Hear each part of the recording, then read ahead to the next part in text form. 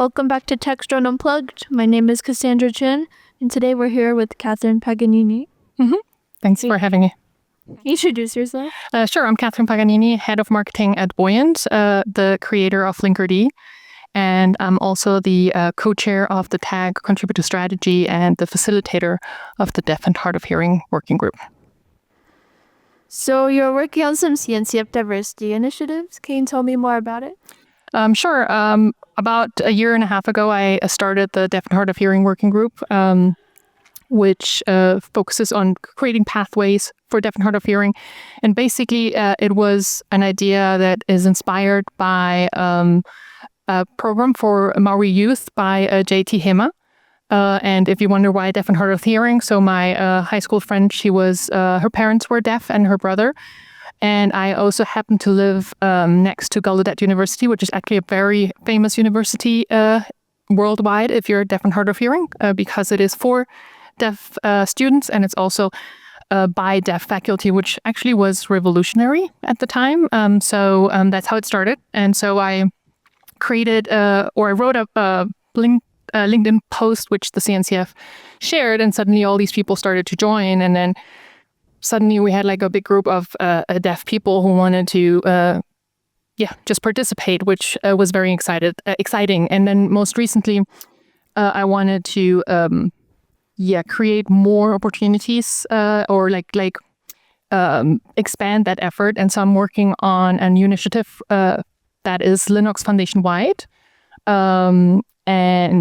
So basically the deaf and hard of hearing will kind of be part of it. And then we also launched two other initiatives. One is the BIPOC, which is brand new. We just had our second meeting last week. We had a lot of people, which was really exciting. So it's promising, but very early on.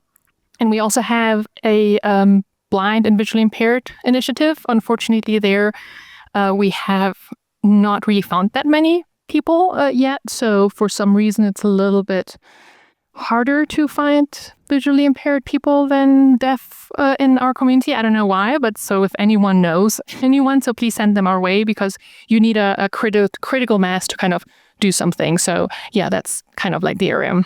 What are the goals of all these different initiatives?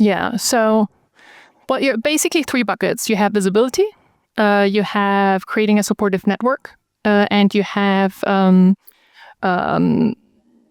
advocacy, right? And so visibility is kind of the fun and easy part, right? Like it's basically supporting each other to give talks, being visible, right, in the community.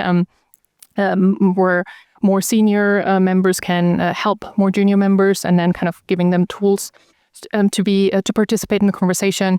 Also celebrating each other's accomplishments on social media. That sounds a little fluffy, but if you think about it, if you have like someone who created something or did like a talk or another accomplishment, and you have the entire group that shares that and celebrates that on their social media profiles, then a lot more people see it, right? Again, visibility is important to kind of show people that this community is there and present. And then also like media interviews like here. So this is really good. And then I know you're going to talk to Rob from our Deaf and Hard of Hearing Working Group. So that's really important too for, raising awareness about these different groups and maybe the challenges they face in terms of accessibility. What do they need and so on. I'm glad I can help you raise awareness. Yeah, no, it's really important. So thank you. And why are these initiatives important? So DEI efforts are being scaled back, as you may know, right? So that's actually very sad. But that makes it even more important for community driven change to kind of happen, right? Like, so we really need we shouldn't be sitting back because companies aren't doing anything anymore, or fewer companies are really doing something, and we need to kind of take action. And it's not that hard. So if enough people know about it, and if we manage to educate the community about the challenges the different groups face, and enough critical mass knows about it and is passionate about it, and and does want to drive this change, we can ultimately push for change. I see it a little bit similar to what's happened with sustainability. Like right now, you have a huge amount of a big part of the young workforce. They don't want to work for a company that's not sustainable, right? They want to say I want to be for a company that is environmental conscious and so on. So that's forcing companies to be more sustainable because they want to tap into that talent pool, right? And to get access to that talent pool, they have to kind of comply and kind of attract them. And so I do think that same demographic is very passionate about DEI, like diversity and inclusion, but they may not necessarily know or recognize the issues, right? For instance, one example is one of our deaf members. He had a job interview with one of the top financial institutions in this country. And all over the website, it says they're accessible and diversity and inclusion is really important. And it was a horrific experience. He explained them what he needed. They didn't read, obviously, the what he asked for. And so basically, it's clear that a lot of it is marketing BS, right? So it's not really, that's what the young people want to hear. So we're going to say we're diverse, we cherish diversity and inclusion, but they don't really fall through. And so with these initiatives, if we can educate the community so they can recognize or they can see the difference between genuine diversity efforts versus just marketing BS, then they can kind of call it out. And then so basically, I think that's something that I hope we can create at some point. Of course, it's a long-term thing. It's not something that's going to happen in 2 years, right? It's maybe a decade, really changing that. So educating enough people so that they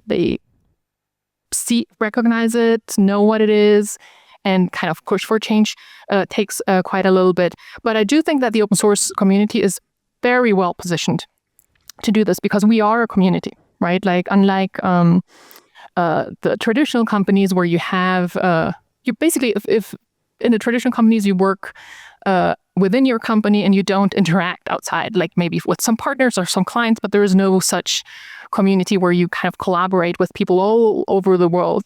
And so that network allows us to really educate people and raise awareness. And so I do think that open source can lead the way and just lead the way so the rest of the industry follows with these initiatives and hopefully will bring change. I hope so too.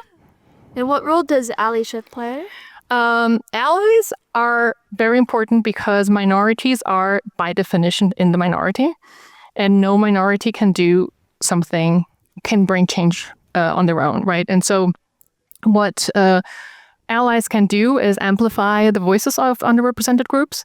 They can advocate. They can educate, right? That same thing that people from the minority can do, but really kind of we need a lot of people doing that. We need a lot of people advocating, educating, and so on.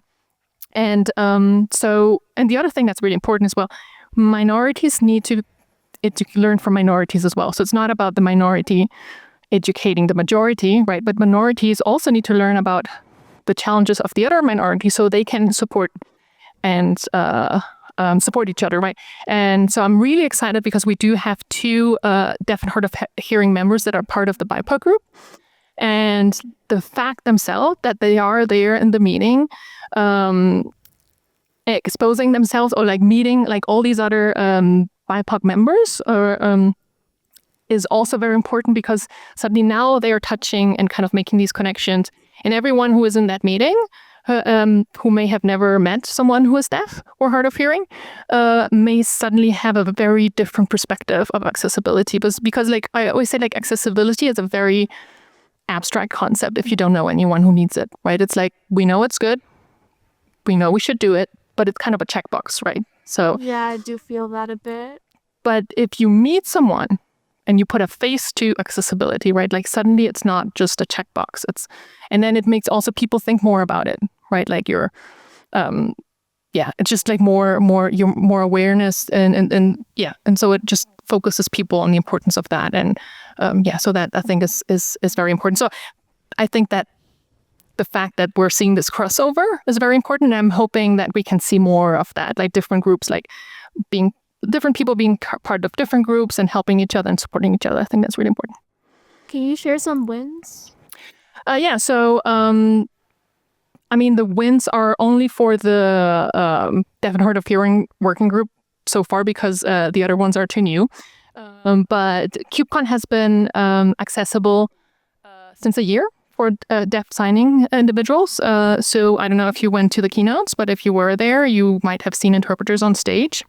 There are interpreters for the deaf attendees as well, and allowing them to network. So that's amazing.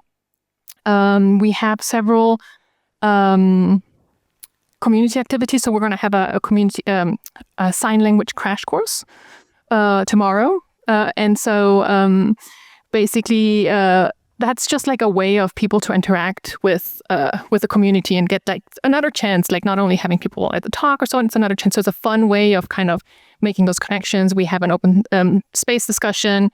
We have a kiosk. All these things are very, all these things kind of help like making those connections that will hopefully change people's relationship to the world, to the word accessibility. And then one example that is like really cool, I think, is like, and we have some of them, but like that is like very timely, is Anastasia, one of our deaf members. She just became the first deaf CNCF ambassador. And she's always, she submitted several talks, and she teamed up with someone from the community. Costas is his name. He's an Argo maintainer and has really become her mentor, and kind of like they teamed up for conference talks. And it's just really great to see how like the ability to come to conferences, to meet all these people, is kind of opening up so many opportunities and making professional connections. All the things that we as hearing individuals, we take for granted. We just go and make professional connections that will eventually kind of like maybe like show us another job opportunity, or like it's so important to have those. And before, it was not available. If you're not allowed, if you're not able to go to conferences or participate in the community, you basically don't have these opportunities. And so it's nice to see like these, how people kind of start growing and making those connections, and also participate, like take advantage of the things that you and I take for granted. Yeah, that's very important. And for the community members listening to this, how can they get involved? So if you're a part of the minority, like any minority group, like we should join. Like the more people we have, the more effective we can be. But anyone can join, right? You don't like, I'm not part of any minority. I'm very passionate about that, and we need allies. As I said, like allies are very important. And so we have a Slack channel for the deaf and hard of hearing. We have a Slack channel for BIPOC. And for the blind and visually impaired, that's exactly the name of the Slack channel. So it's very easy to find. If you don't want to get too much involved, that's too much, that's okay. You can still be an ally. Follow our members on social media, share their posts. We're sharing stuff about accessibility and so on. So share it, because that's, again, visibility is really important. So if anyone can help, like get more eyeballs, that is already, you're already being an ally. So you can be more involved, as I said, like by joining, but you can also just help share and spread the news and learn about accessibility and then educate your network, basically. I'm really happy that you're supporting this initiative a whole lot. Thank you. Yeah. Thank you, Catherine. Okay. Thank you too for having me.